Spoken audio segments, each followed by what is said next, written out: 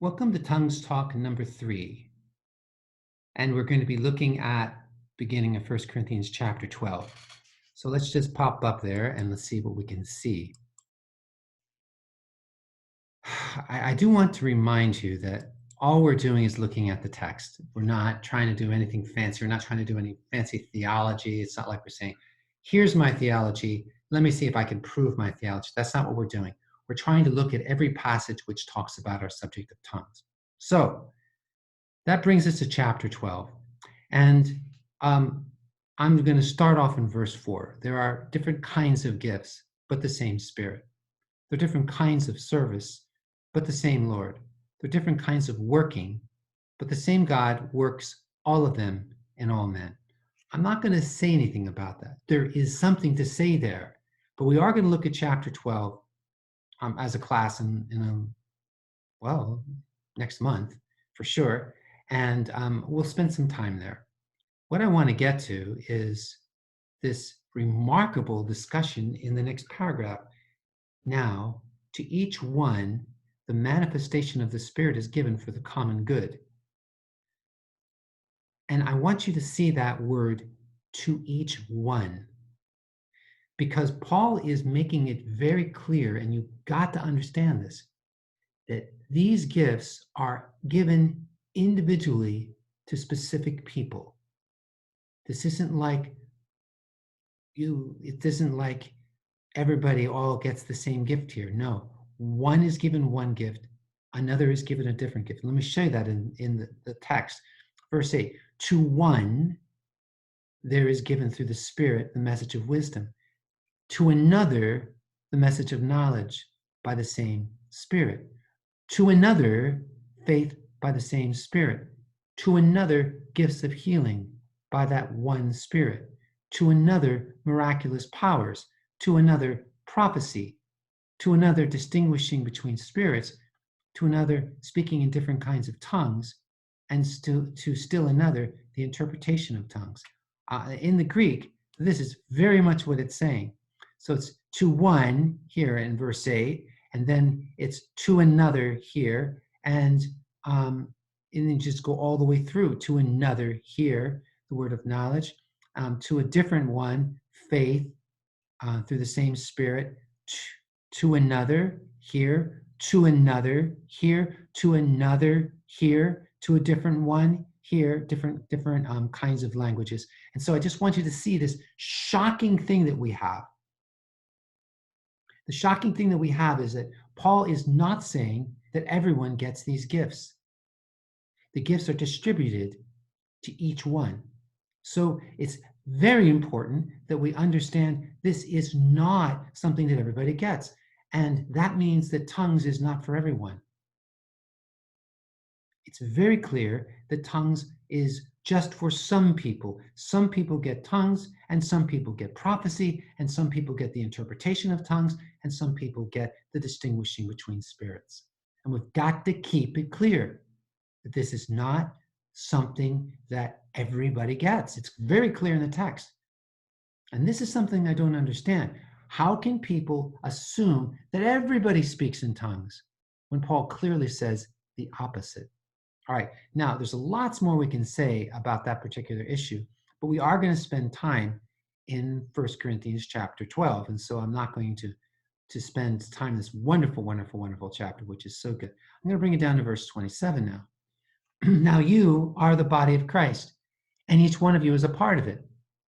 And in the church, God has appointed first of all apostles, second prophets, third teachers, then workers of miracles, also those having gifts of healing, those able to help others, those with gifts of administration, those speaking in different kinds of tongues. I want you to see again that Paul is clearly saying that these gifts are distributed to different people. There's some apostles, there's some prophets, there's some teachers, there's some workers of miracles, there's some who have gifts of healings, some of those who help others, some of those who have gifts of administration, and some of those who speak in different kinds of tongues. It's very important that we see this distinction. Tongues is not for everyone. It's not even for most people. It's for some people.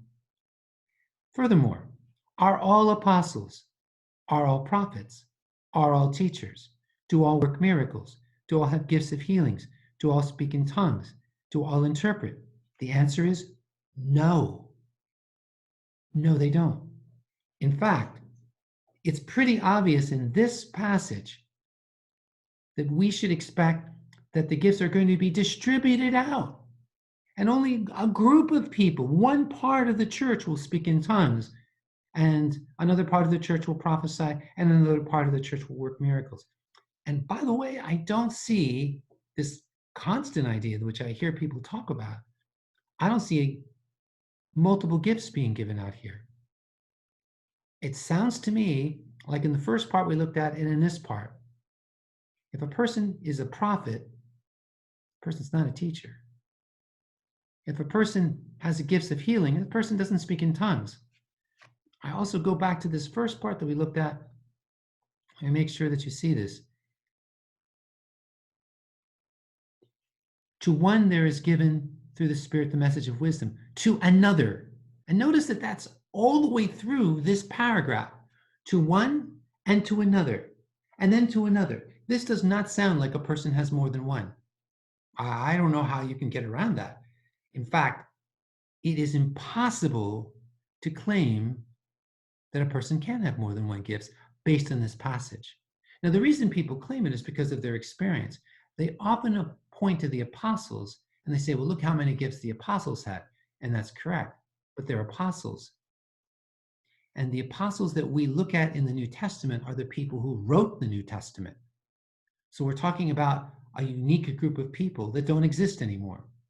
If there are apostles today, they are the kind of apostles that are missionaries, because that's what the word apostello means. It means to send out. So yeah, so there are missionaries. In that sense, there are apostles. So Barnabas is considered an apostle because he was one who was sent out. Titus is an apostle because he is one who was sent out.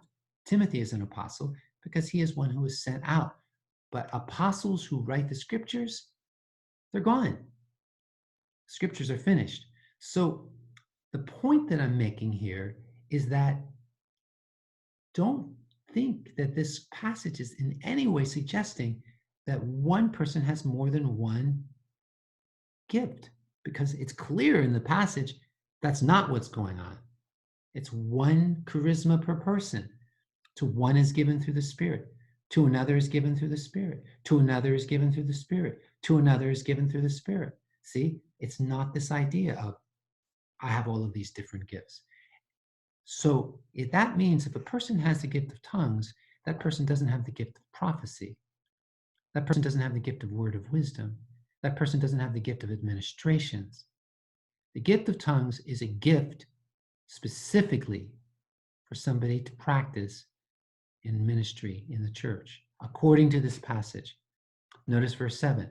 Now to each one is given the manifestation of the Spirit for the common good. All right, so been through this. We're not done by any means. But what you need to do now is look at these passages. Look in your Urdu Bibles, look in English Bibles, look in your Greek Bible, and see what it says.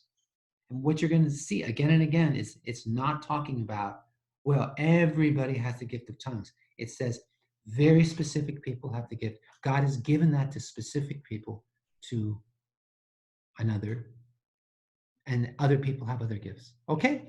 I hope this will make sense. And obviously we have a lot more to talk about, but it's all in the text. It's not something that, it's not like I'm saying, oh, let me bring my theology into this and figure it out. Let me bring my experience into this and figure it out. It's like, what does it say? So far, this is what it says. Okay, we'll talk about this plenty more in the weeks to come.